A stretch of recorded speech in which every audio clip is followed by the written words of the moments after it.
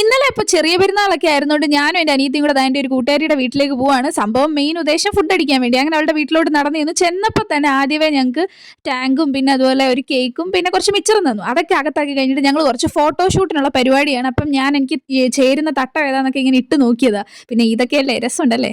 അത് കഴിഞ്ഞിട്ട് പിന്നെ ഞാൻ ദേ ഇവളുടെ റൂമിൽ കണ്ട ഒരു കലാവിരുദ്ധ ഇവിടെ ഇങ്ങനെ എഴുതി വെച്ചേക്കാം, പതുക്കെ എഴുന്നേക്കൂ, പതുക്കെ വായിക്കൂ എന്നൊക്കെ പറഞ്ഞു. അതൊക്കെ പറഞ്ഞ് ഞാനും അവളും കൂടി ഇവളെ കളിയാക്കുമായിരുന്നു.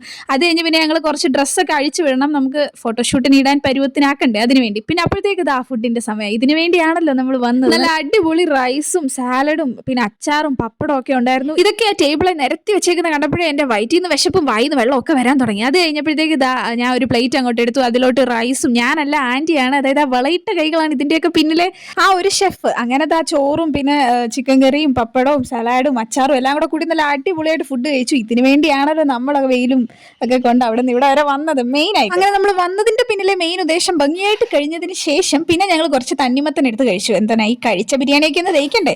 അത് കഴിഞ്ഞിട്ട് ഞങ്ങൾ ഇതാ ഞങ്ങളുടെ പ്ലാൻ ചെയ്ത ഫോട്ടോഷൂട്ടിന് വേണ്ടിയിട്ടുള്ള കോസ്റ്റ്യൂമിലാണ്, അതായത് നൈറ്റി ഷോൾ നോക്കിയിട്ട് ഞങ്ങൾ ഒരു വെറൈറ്റി സാധനമാണ് ഉദ്ദേശിച്ചത്. അപ്പം ഫോട്ടോസ് ഒക്കെ എടുത്ത് കഴിഞ്ഞപ്പോൾ വേറെ റൈഡ് കിട്ടി. ഇവിടുത്തെ കണ്ടത്തിൽ പോയി പോത്തിൻ്റെ കൂടെ 2 ഫോട്ടോ എടുക്കാൻ. അപ്പം എന്തൊക്കെയാണ് സംഭവിച്ചെന്നുള്ളത് ഞാൻ അടുത്ത വീഡിയോയിൽ പറയാം. അപ്പം ഇന്ന് അത്രേ ഉള്ളൂ ഗൈസ്, ടാറ്റാ.